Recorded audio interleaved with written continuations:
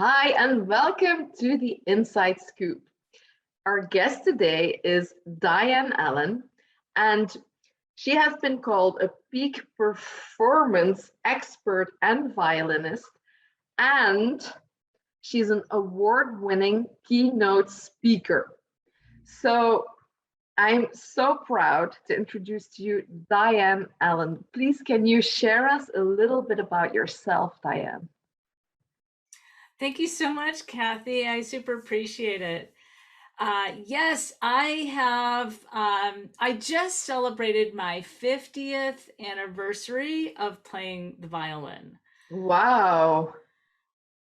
I know it's kind of a mind blower because I don't look that old, right? No, I was just thinking, I just thought that you were going to say, I just celebrated my 50th anniversary and I thought she looks great. But then, And so the journey of playing the violin, as we all know, it's not just playing a technical instrument, it's also the inner work it takes to play the instrument and to do that under high pressure. And that is my journey. I live here in Central Oregon in a town called Bend. I was the lead violinist, the concertmaster of the orchestra for 15 years. I had hundreds of violin students. And that was at the end when I achieved that job. It was at the end of 10 years post graduation. So what happened was is I went to New York City. I studied at the Manhattan School of Music. I had top-notch training as a violinist. And feeling bulletproof with my training, I would go to audition for orchestras and I would fall apart. And you know, when you're playing a high precision instrument, this is what happens if you have any little quivers going on. You lose complete control. It so I embarrassed myself over and over and over again, trying to get the work that I tried so hard to train for, and to have that be my biggest obstacle was pretty frustrating, as you can imagine. So I made a lot of headway. I started with just dealing with the physicality of it. How can I get my body to stop shaking? And then it was 10 years after I was still struggling. I was getting work. I was scrounging to, get students in a very competitive teaching market to make ends meet. And like many other artists know, there's a lot of freelance work out there. And I was playing a lot of freelance orchestras for low pay compared to my high skill level. And it was literally 10 years after graduating. I had just given birth to our son. I hadn't practiced in weeks, and I was sleep deprived. And I applied for this teaching job here in Central Oregon. And I showed up and, you know, thoughtful, you think I wasn't prepared, but, maybe I was, right? All these years of trial and error and all the training I've had. And so, in this moment, I I found myself at the audition going to that place, where all of my hard work, my practicing, and my passion just magically comes to life. I was so immersed in the music that, underneath my fingers, it was like the violin was just singing by itself. And the interview involved me teaching in front of an audience. So the kiddos that I was teaching, they were responding really well to my spontaneous creative solutions. There was an audience of the students, their parents, there were teachers there were other musicians. And to my surprise, the conductor of the local symphony orchestra was there. And I didn't know what it was called at the moment, but I was in my flow state. And the neurobiology of the flow state is such that it turns off your fight or flight response. So by getting into the music, I was able to bypass all the nerves. And obviously I was coming from a interesting place of, not being prepared, being a new mom, and kind of like, all right, whatever, I'll just do this. I didn't have, I guess, a lot invested in the outcome. So I was a little bit liberated that way as well. Bottom line, they hired me on the spot. And then as soon as I moved here, the conductor asked me to sit first chair of the Central Oregon Symphony. So it was just so rewarding to finally overcome that obstacle in my role as the concert master. All of my dormant skills just came alive.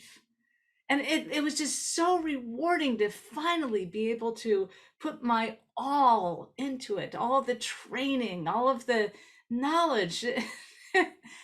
Such a relief. So that's my origin story about the content that I have about overcoming, the issues that artists and musicians and anybody in the performing arts has to deal with when you're under pressure, and you have to show up and be at your best. Yeah, but that is, I think, something that a lot of artists, especially and high-level performers, really have to deal with, because I've heard this so many times that they've had amazing education and they feel on top of the world after their schooling or whatever it is, and then reality hits them. And then, there's so many mental obstacles that you have to overcome before actually being able to step into your greatness. And this is such a beautiful story, but also experience of that. And it's so nice that you were able to do that from your tiredness and that beautiful new beginning of life in your family that just made you relax more into it, probably, because becoming a mom, I've noticed, also change your priorities a little bit and make you see things from a different perspective. So I can imagine that must have been like an amazing turning point for you. So beautiful the way that you share this with us. And if you look back at those years of you trying to, make it, and what was the biggest struggle for you? What was an example of you, feeling like you fell flat out on your face, and what was hard to overcome at that point? Well, when I look back and I see the different stages that I went through, when you have a physical reaction like quivering, right, or your heart's racing, then we think, okay, well, we need to treat that, right? So what can I do for my body?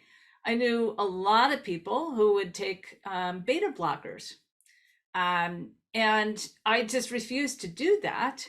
My friend and I, she went to Juilliard when I was at Manhattan School of Music, and we just basically, held each other's hands through the entire New York training experience. And what we noticed was the people who were getting the jobs right after graduation, we had a nickname for them, Kathy. We called them the blockheads.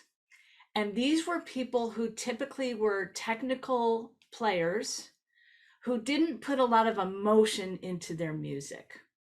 And we noticed a trend that these were the people who were able to take these like really intense auditions. So, but we weren't going to do that. We weren't going to sacrifice our feelings for the music, right? We didn't know how to, just be a technician and show up and play, with precision and accuracy, just like that. So my first step was, okay, well, so how do we slow down the heart rate? How do we deal with the body? And so the two things that I want to share right now are things that I haven't seen anywhere else. So the first one is there's a pressure point on either side of your sternum, just kind of in the top couple ribs. So I don't know if you could see, I'm like right Yeah. here. And if you put your hands there, Kathy, you'll find maybe a little tender spot. And so this spot promotes blood flow in the brain. So why do we need blood flow in the brain? Well, when the fight or flight response is triggered, the blood leaves the more developed parts of your brain and it floods the amygdala. And so a lot of times that's when people are, if they're not an artist, if they're doing like some verbal job interview, or maybe, you're an actor and you're at the audition and you can't remember your lines, right? So if you're playing memorized music, you might have a memory flop, like something happens with your memory. But then as soon as you leave the stress of the situation, the blood releases back out into the more developed parts of your brain. And that's that moment when you go like, oh, of course, I know the answer to that, or I know how to play that, or you think of all the things that you couldn't think of in the heat of the moment. So getting your blood flowing, I am told that this also is something that they do for coma patients to keep the blood flowing in their brain. The second thing is, and so this helped me a lot. The second one that helped me a lot with I will tell you, it was the best thing for my quivering hands. And it is to rub out your Achilles tendon, which, it attaches halfway up your calf and it goes down into your heel. And so when your fight or flight response is triggered, the first thing that happens is your Achilles tendon tenses up, setting you up to fight or flee so you could spring into action. And so that tendon is scrunched up. And so when you keep it as soft and supple as you can, it lets the brain know, the parts of your brain, that we're relaxed here. There's nothing going on. And it does prevent, for me, it really turned off the hand quivers. So these two trigger points I learned from a protocol called Brain Gym. That's GYM. So that's where I started. It's like, okay, well, my body's reacting, so I'm going to face my body. Should I go on to the next one? Yeah, please. The next phase, I have to demonstrate this one. So I was at this audition. I had made some headway with my nerves. It's going really well. I was calm, really, fearless, uninhibited. And so I'm playing.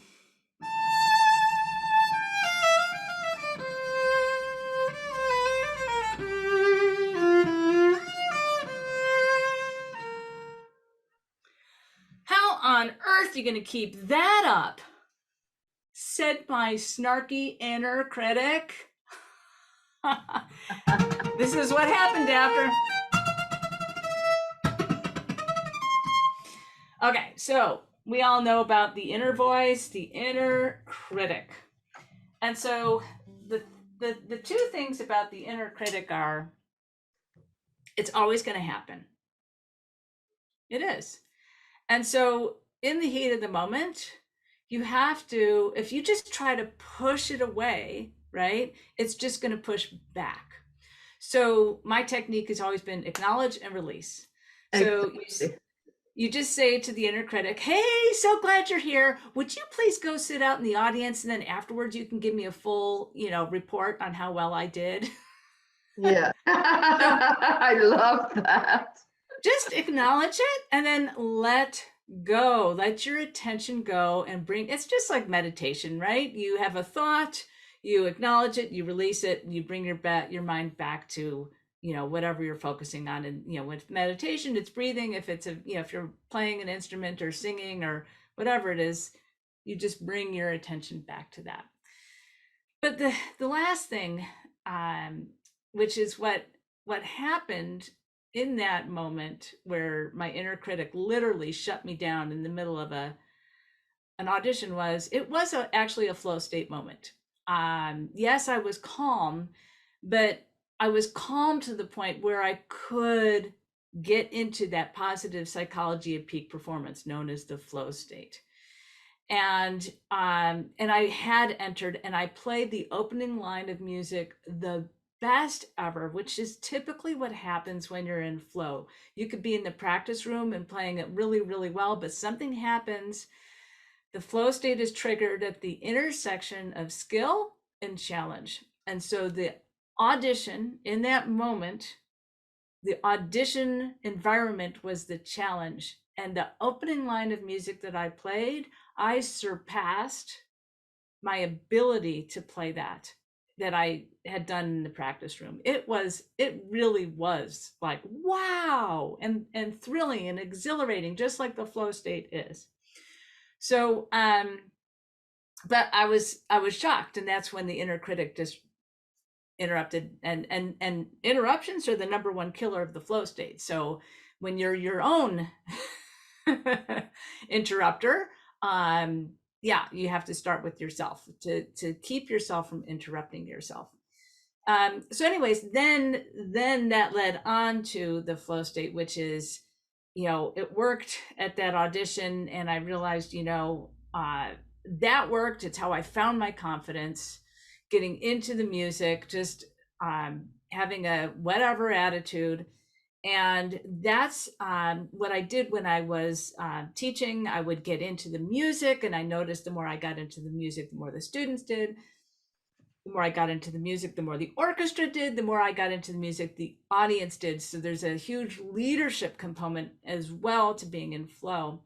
And it wasn't until much later on that I found all the research for all of the neurobiology, the hormones that are released, everything that goes on to get us into our flow state. So, so that was kind of like the evolution of started off with on the physical level, ended up being, and it still is a physical level. The flow state is it's a thought pattern, and so getting your brain into that pattern gets you into that really optimal state of being. Yeah, I absolutely love that. 100% agree, because that is what I can see with my clients as well. That inner critic is actually the killer of dreams, because like you say so beautifully, it's always there. And the biggest mistake people make is by thinking that once you've made it, that will be gone. Because the thing is that I have clients who really, really made it and still feel unhappy or unfulfilled or unsuccessful. I've worked with Miss Belgiums, for example, who still didn't think they were good enough, because those achievements mean nothing if you can't control that inner critic. And I do it a little bit the same way when I work with a client, because for me it's also about acknowledging that it's there, notice that it's there, don't go hiding, making, what you resist persists. So if we say that it can be there or that it's wrong, there is so much hidden energy going over and over it that it just keeps popping up and being there. So by just giving it the space of, what, it's okay that you're here, I see you, and I'm not going to engage. So I like to call it, I park the thoughts. And first of all, I notice, is this serving me? Yes or no? If yes, keep at it. If no, let's park it. You're not serving me. That's fine. I'm just not going to engage and bring my attention back. For example, by doing a little bit of breathing, or like you said, with the pressure points, or just grounding with, bringing your attention to your feet and connecting with the earth again. But I think that the breathing work also works really well, because it is helping the hemispheres of the brain to find balance again. And like you said, with the pressure point, that the survival part of the brain, which is causing fight, flight, or freeze, can just relax a little bit again. And then the other parts of the brain, like you said, like, oh yeah, that's it. The rational part and the emotional part can find balance again. And then you have all that experience that you have through the years, and all the knowledge is there again. But when that survival part takes over, it's like, I did the same. I did top sport with horseback riding, with show jumping. And I couldn't perform under the pressure because as a young child, there was so much pressure on me that my brain completely took over. So I blocked. And every time I had to do a show, I did like at least one thing really stupid. And the rest was really great. So It's interesting, especially with the horse, because they are so sensitive to your energy, and so it's a team sport when you're doing that. I want to speak to the people who have made it and still feel like they haven't made it. yeah. It was about a week and a half before I did my TED talk, and I froze completely froze. And the coach I was working with, I called her. She used the word success, and we were on the phone, so she couldn't see me. She used the word success, and I started crying. And we were on the phone, and I didn't want her to know I was crying, so I could hide it. So we kept talking. But about 5 minutes later, she used the word success again. And I said, and it was like a lightning bolt through my body. I mean, I was really having an issue with that word that day. And I told her, I said, you have mentioned the word success twice, and I am breaking out into tears here. And she said, Diane, you have to own your successes. You have been successful your whole life, just not in the way that society acknowledges. Look what you've done. You've raised a family. You've held your own as a violinist. You've taught hundreds of students. Look how well your son's doing, right? All of these things. I was doing caregiving for my mom at that moment. That's a thankless job. I did a great job, but only I know, right? So I learned the hard way. And, the rest of that day, it was a very strange day. I think I was kind of curled up somewhere in the house with a blanket on me for the whole day, just processing. And I don't know what happened, Kathy. I think I just really wanted to be so on that iconic red circle carpet. I wanted to be so grounded that I was willing to go through anything to make it happen. And I really remember myself combing through my whole life that day and acknowledging everything. That is beautiful. And I think that society teaches us not to do that because we have to be, the word in Dutch literally would be sober. I don't know if we can use it the same way in English. You have to be modest about everything. And I think that's a very good thing. But trying to pretend like things aren't there, even though they were, and those beautiful achievements, we're just hiding them away. And I've learned that the hard way, and I've had to really do the inner work on rebuilding that for myself to really see, because 10 years ago, if you would have asked me, what are your talents? I would say, I don't know, I don't have any talents. I'm not good at anything really. And then it's by going through that inner process, doing the inner work and building on your mindset, doing these kind of exercises that just make you see, it's not about seeing how amazing you are, but it's about, acknowledging it, because we are okay with bringing ourselves down all day long. But when it's about saying something nice to ourselves, especially, then it's like we would be doing something wrong almost. It feels unnatural. And I think that's a little bit sad.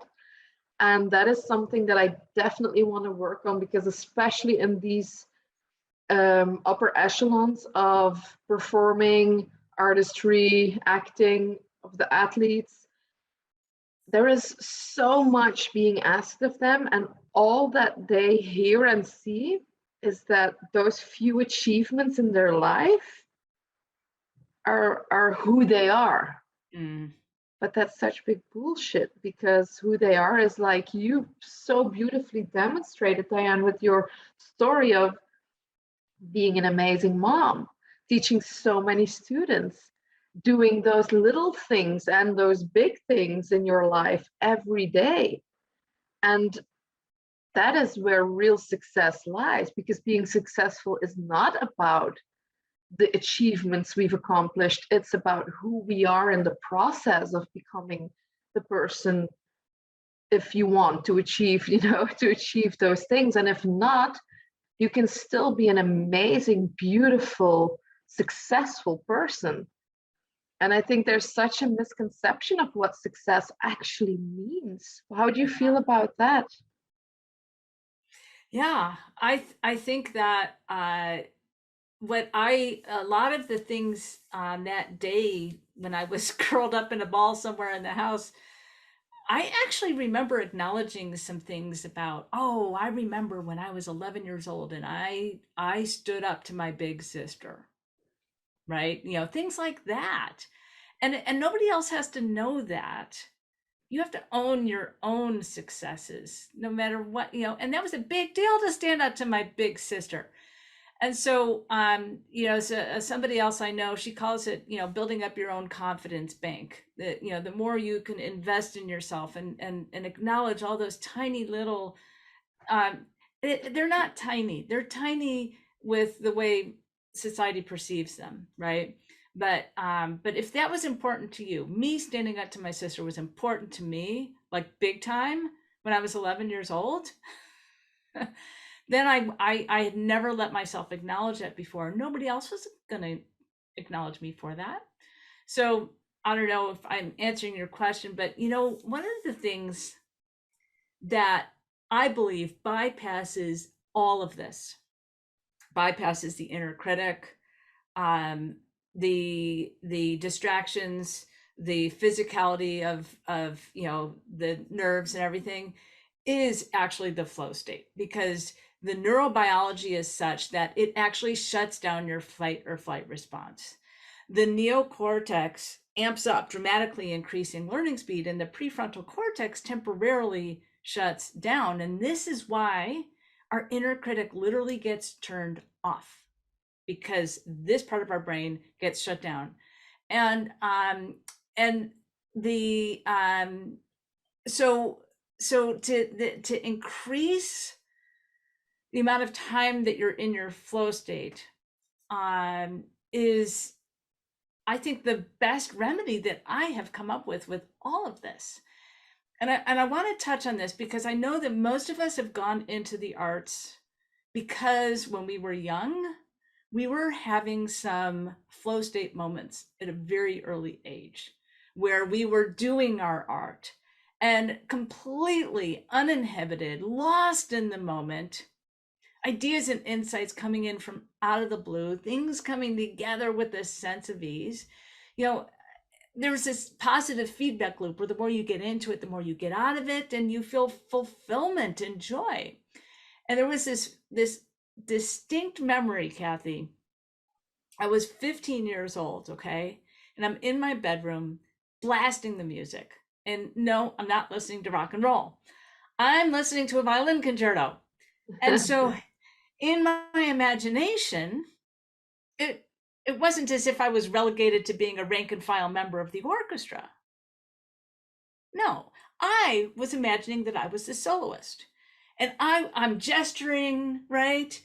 I'm I'm feeling it, right? It's as if the music is pouring through me, and I'm seeing the hall. I'm seeing the concert attire, right? The golden sparkly dress that I'm wearing.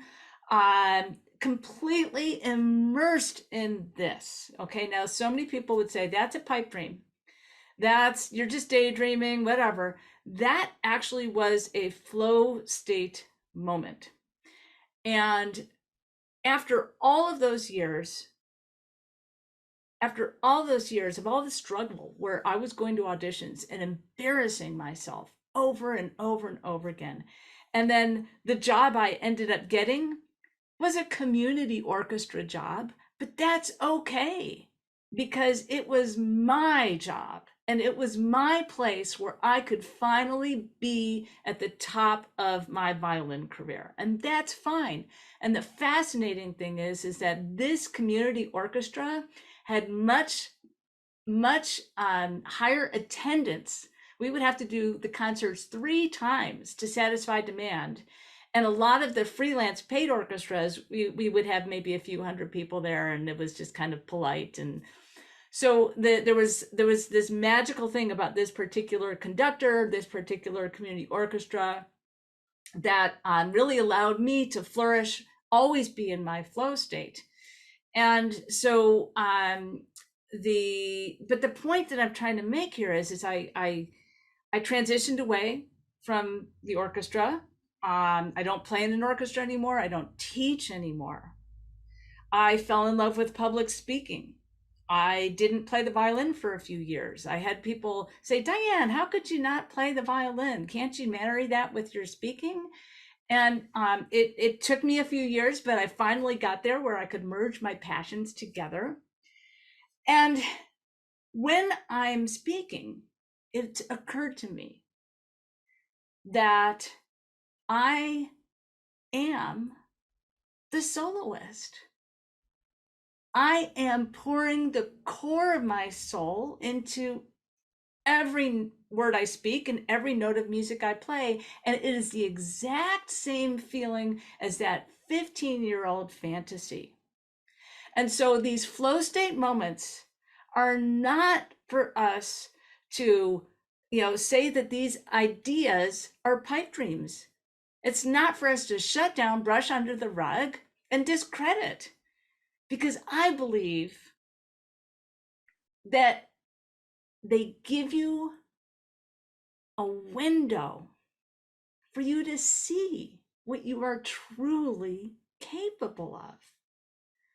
And flow is the gateway to being in your highest potential. Yes. And I see so many comparisons from the way I use these tools to work with clients, because that's exactly what it is. And that is also the beautiful thing, is that you can train yourself to learn how to connect with that flow state. And I like to see it as also connecting with the energy for your vision. You can do that very consciously as well. And it's the best way to start training your brain,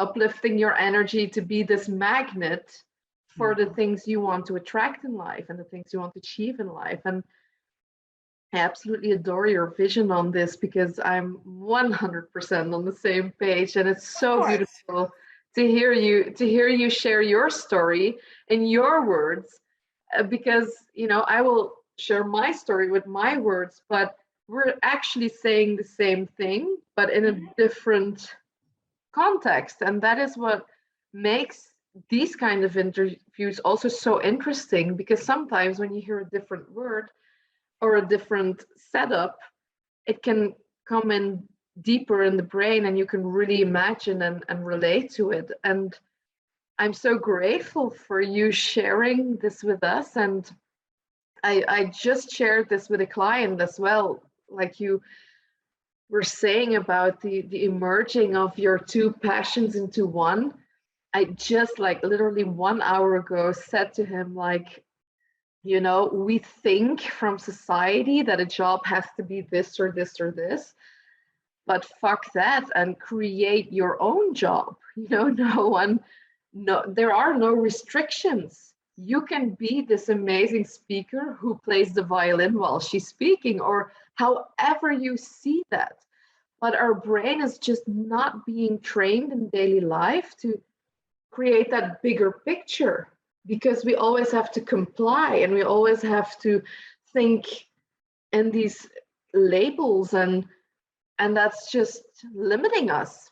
So I'm so happy that you found a way to really use both of your passions, because I think on the long term, you wouldn't be fully happy and fulfilled if you had to, like, shut out one of those passions, because that is also who you are. Mm-hmm. So that's so beautiful. What is the next, what is the plan, Diane? What is the next step? What is the big vision for you that you would still like to work on or achieve in life? I am at a stage where I am wanting to very much take this content to the corporate world. And the mass resignation that's going on with the pandemic and people not being willing to put up with what's unacceptable in the workplace anymore. And like you said, you know, people are you know, they've been in these boxes of like, this is how you do your job, and that's all just been thrown out the window. So even though we're in the middle of a lot of change, this is a great opportunity for everyone to be just much more human. When you're in your flow state, you're not acting confident, you're being confident. When you're in your flow state, you're being your most authentic self. You're not like trying to be authentic, right? There's this whole thing about what's authentic and what's not. It's like, who's to say that? But it's just being in that natural heightened state. And so I believe that that's what people are truly looking for, is the meaning that they get on a daily basis, doing the things. People love working when it's fulfilling. People love that. So let's show them how to do that, and let's show the organizations how to create cultures. The cultures of the orchestra playing that I'd mentioned earlier, playing in the freelance orchestras. I, along with many of the other musicians, even though it was really low pay, and we'd have to drive a lot to get to these places, we kept coming back for more. And that's because of the culture of flow. These little orchestras would never have been able to exist without the positive psychology of peak performance and without this culture that was based on flow.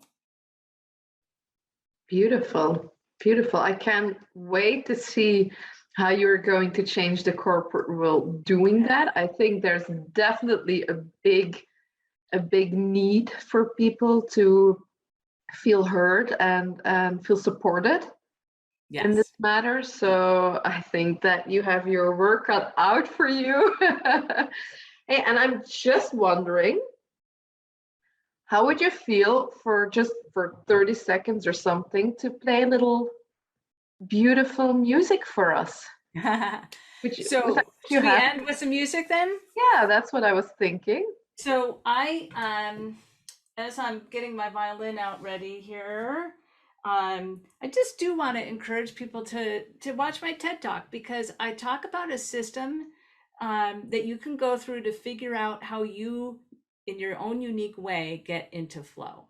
And so when you discover how you get into flow, then you can repeat it and not wait for a lucky moment, which is what I had when I when I played with when I had my audition. So one of the confusions that I had about putting the violin down for a few years was I thought I was done with the violin, but really I was just done with classical music. And I learned in a very circuitous way that it's time for me to write my own. So I'm going to play a little song that came to me in a flow state moment. And I can never name my songs. My niece named it, and I think she nailed it. She called it Riding Free. All right.